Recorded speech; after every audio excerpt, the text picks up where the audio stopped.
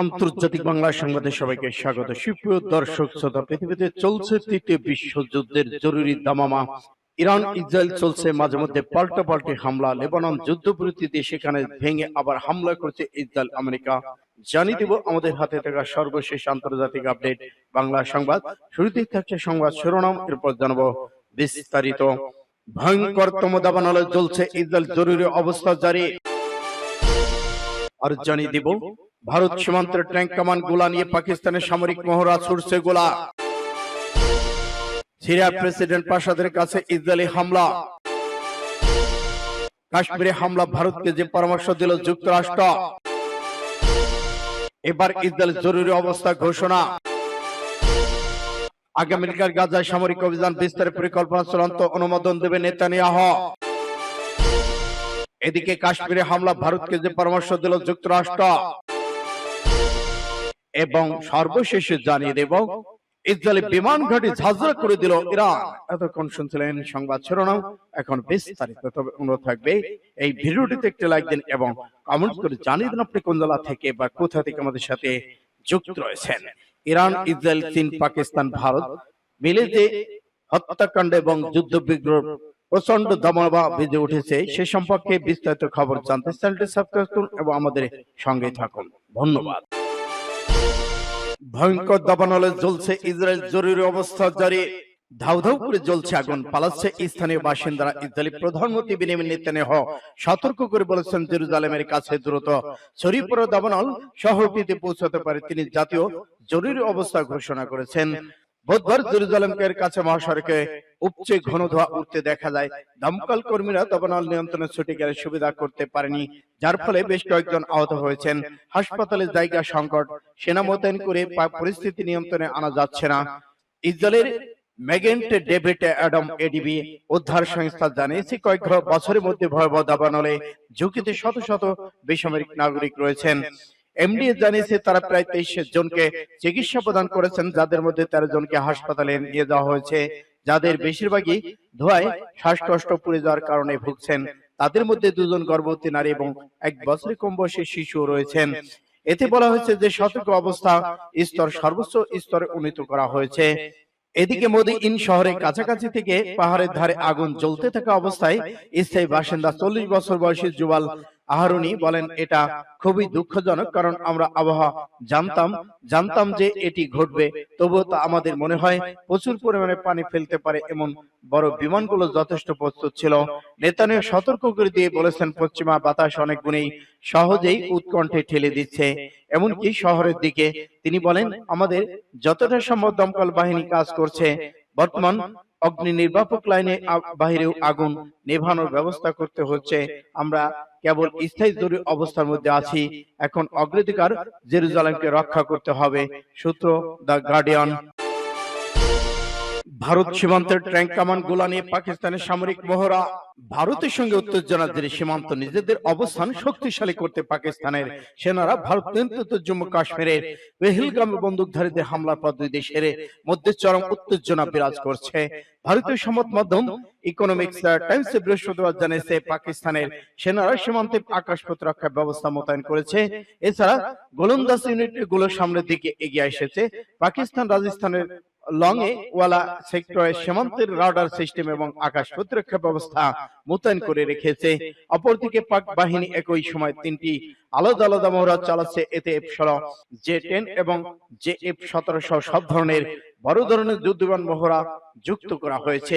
গত 29 এপ্রিল থেকে বিমান বাহিনী এসব মহড়া চলমান রয়েছে। এছাড়া ভারতের সঙ্গে সীমান্তবর্তী লাইন অফ কন্ট্রোল LOC কাছে পূর্ণমাত্রার সামরিক মহড়া চালিয়েছে পাকিস্তানের সেনারা। আজ দেশটির সেনারা ট্যাঙ্ক কামান গোলা ও তাজা গুলি নিয়ে মহড়া দিয়েছে। ট্যাঙ্ক থেকে ছোড়া হচ্ছে গোলা, কামান থেকে ছোড়া হচ্ছে গোলা এবং বিভিন্ন মহড়া সূত্রপাত জারি করা হয়েছে। সেনাবাহিনীর সূত্র জানিয়েছে, এই মহড়া শত্রুপক্ষের যে কোনো ধরনের আগ্রাসনকে কঠোর জবাব দেওয়ার জন্য সাজানো হয়েছে। এতে বিভিন্ন ইউনিটের কর্মকর্তা থেকে শুরু করে সাধারণ সেনারা অংশ নিয়েছেন। ঘটনার পর ভারত পাকিস্তানের সঙ্গে যুদ্ধ সিন্ধুনাথ চুক্তি বাতিল, সীমান্ত বহ বিভিন্ন পদক্ষেপ নিয়েছে। এর জবাবে পাকিস্তান ভারতের সঙ্গে সীমান্ত বন্ধ ও সিমলা চুক্তি স্থগিত করে দিয়েছে। পাকিস্তানের তথ্যমন্ত্রী হঠাৎ করে জানান বৃহস্পতিবারের মধ্যে ভারত তাদের উপর হামলা চালাতে পারে। এরই মধ্যে আবার ভারতীয় প্রধানমন্ত্রী নরেন্দ্র মোদী পহেলগামের হামলার জবাব দিতে দেশটির সশস্ত্র বাহিনীকে অপারেশনাল ফ্রিডম দেন। এতে পাকিস্তান হামলার আশঙ্কা বেড়ে যায়। তবে পাকিস্তান সতর্ক করে দিয়ে বলেছে, যদি তাদের ভূখণ্ডে কোনো ধরনের হামলা চালানো হয় তাহলে এর কঠোর জবাব দেওয়া হবে। সূত্র ইকোনমিক্স টাইমস এক্সপ্রেস ট্রিবিউন। সিরিয়ায় প্রেসিডেন্ট প্রাসাদের কাছে ইসরায়েলি হামলা। সিরিয়ার রাজধানী দামেস্কের প্রেসিডেন্ট প্রাসাদের নিকটবর্তী একটি লক্ষ্যবস্তু বৃহস্পতিবার রাতে হামলা চালিয়েছে ইসরায়েল।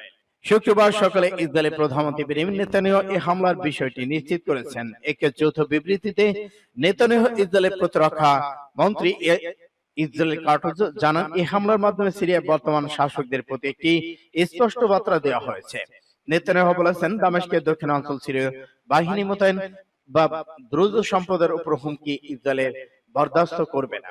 এর আগে বুধবার সিরিয়ার রাজধানী উৎকণ্ঠে আরেকটি হামলা চালায় ইসরায়েল। এতে সিরিয়ার বসবাসরত সংখ্যালঘু দ্রুত সম্পদের সুরক্ষা নিশ্চিত করার অঙ্গীকার ব্যক্ত করেছে ইসরায়েল। জার্মান সংবাদ মাধ্যম ডয়চে ভেলে এক প্রতিবেদনে এই কথা জানিয়েছে। দ্রুত হলো একটি ক্ষুদ্র ধর্মী গোষ্ঠী যা ইসলাম ধর্মের একটি শাখা হিসেবে বিবেচিত। এই গোষ্ঠীর সদস্য শরীর ছাড়াও লেবানন ইসরায়েলে বসবাস করে। সিরিয়ায় প্রেসিডেন্ট প্রাসাদের কাছে ইসরায়েলি হামলা। সিরিয়ার রাজধানী দামেস্কের প্রেসিডেন্ট প্রাসাদের নিকটবর্তী একটি লক্ষ্যবস্তু বৃহস্পতিবার রাতে হামলা চালিয়েছে ইসরায়েল। শুক্রবার সকালে ইসরায়েলের প্রধানমন্ত্রী বেনিয়ামিন নেতানিয়াহু এই হামলার বিষয়টি নিশ্চিত করেছেন। এক যৌথ বিবৃতিতে নেতানিয়াহু ইসরায়েলের প্রতিরক্ষা মন্ত্রী ইসরায়েল কাটজ জানান, এই হামলার মাধ্যমে সিরিয়ার বর্তমান শাসকদের প্রতি একটি স্পষ্ট বার্তা দেওয়া হয়েছে। নেতানিয়াহু বলেছেন, দামেস্কের দক্ষিণাঞ্চল সিরীয় বাহিনী মোতায়েন বা দ্রুজ সম্প্রদায়ের উপর হুমকি ইসরায়েলের বরদাস্ত করবে না। এর আগে বুধবার সিরিয়ার রাজধানী উৎকণ্ঠে আরেকটি হামলা চালায় ইসরায়েল। এতে সিরিয়ার বসবাসরত সংখ্যালঘু দ্রুত সম্পদের সুরক্ষা নিশ্চিত করার অঙ্গীকার ব্যক্ত করেছে ইসরায়েল। জার্মান সংবাদ মাধ্যম ডয়চে ভেলে এক প্রতিবেদনে এই কথা জানিয়েছে। দ্রুত হলো একটি ক্ষুদ্র ধর্মী গোষ্ঠী যা ইসলাম ধর্মের একটি শাখা হিসেবে বিবেচিত। এই গোষ্ঠীর সদস্য শরীর ছাড়াও লেবানন ইসরায়েলে বসবাস করে। ইসরায়েলের জরুরি অবস্থা ঘোষণা। দাবানলে পড়েছে ইসরায়েল অধিকৃত জেরুজালেমের কাছে দ্রুত ছড়িয়ে পড়েছে দাবানলে আগুন। এই পরিস্থিতিকে জাতীয় জরুরি অবস্থা ঘোষণা করেছেন দেশটির প্রতিরক্ষা মন্ত্রী ইসরায়েল কাটজ। বৃহস্পতিবার প্রতিবেদন তথ্য জানিয়েছে সংবাদ মাধ্যম ফ্রান্স 24। প্রতিবেদনে বলা হয়েছে, গত কয়েক মাসের মধ্যে সবচেয়ে ভয়াবহ এই দাবানল কারণে শত শত বেসামরিক মানুষ ঝুঁকির মধ্যে রয়েছে বলে ইসরায়েলি ম্যাগেট ডেভিড এবং উদ্ধার সংস্থা জানিয়েছে। এমন পরিস্থিতিতে অগ্নি নির্বাপকদের সহায়তা জন্য সেনা মোতায়েনের নির্দেশ দিয়েছেন কাটজ এবং জরুরি অবস্থা ঘোষণা করেছেন। এমডিএস জানিয়েছে, তারা প্রায় 22 জনকে চিকিৎসা দিয়েছেন, যাদের মধ্যে 12 জনকে হাসপাতালে ভর্তি করেছে। বেশিরভাগই আগুনের ধোঁয়ার কারণে পুড়ে শ্বাসকষ্টে ভুগছেন। তারা আরো জানিয়েছে, সতর্কতার মাত্রা সর্বোচ্চ উন্নত স্তরে পৌঁছিয়ে গেছে। এদিকে ইসরায়েল কর্তৃপক্ষের বিবৃতিতে জানায়, দমকল বাহিনী জেরুজালেমে হাইওয়ে অন যানবাহন চলাচলের জন্য বন্ধ করে দিয়েছে এবং সেখানে আগুন নিয়ন্ত্রণের চেষ্টা করেছেন। জনসাধারণকে এলাকা থেকে দূরে থাকার অনুরোধ করা হয়েছে। প্রতিবেদন বলা হয়েছে, আগুন নেভানোর জন্য 119 জন দমকল কর্মী, 10টি দমকল কর্মী, বিমান ও একটি হেলিকপ্টার মোতায়েন করা হয়েছে।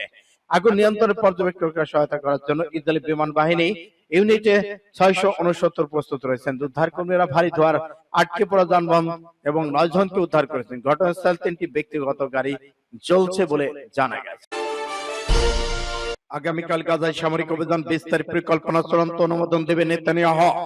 ইসরায়েলের প্রধানমন্ত্রী বেনিয়ামিন নেতানিয়াহু আগামীকাল বৃহস্পতিবার এবং শুক্রবার স্থানীয় সময় দুপুরে গাজার যুদ্ধ পরিস্থিতি মূল্যায়ন করতে প্রতিরক্ষা কর্মকর্তাদের সাথে বৈঠক করবেন বলে জানিয়েছেন দেশটির সংবাদ মাধ্যম Times of Israel.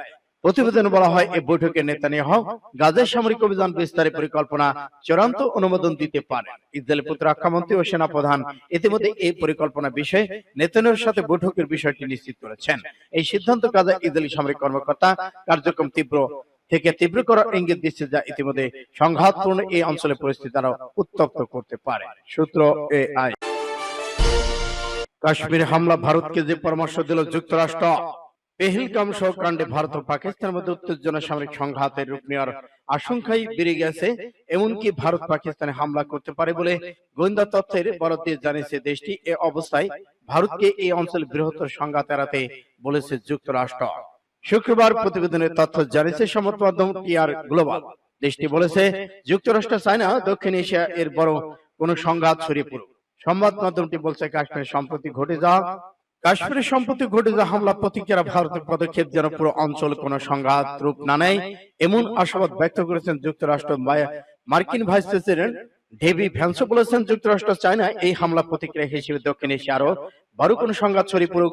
Fox News special report with Bret Baier অনুষ্ঠানে দেওয়া সাক্ষাৎকারে তিনি বলেন, আমাদের আশা ভারত এমনভাবে প্রতিক্রিয়া জানাবে যাতে এই ঘটনা থেকে কোনো বড় আঞ্চলিক সংঘাত তৈরি না হয়। তিনি আরো জানান, যুক্তরাষ্ট্র পাকিস্তান এই হামলার জন্য দায়ী ধরতে ভারতের সঙ্গে সহযোগিতা করুক।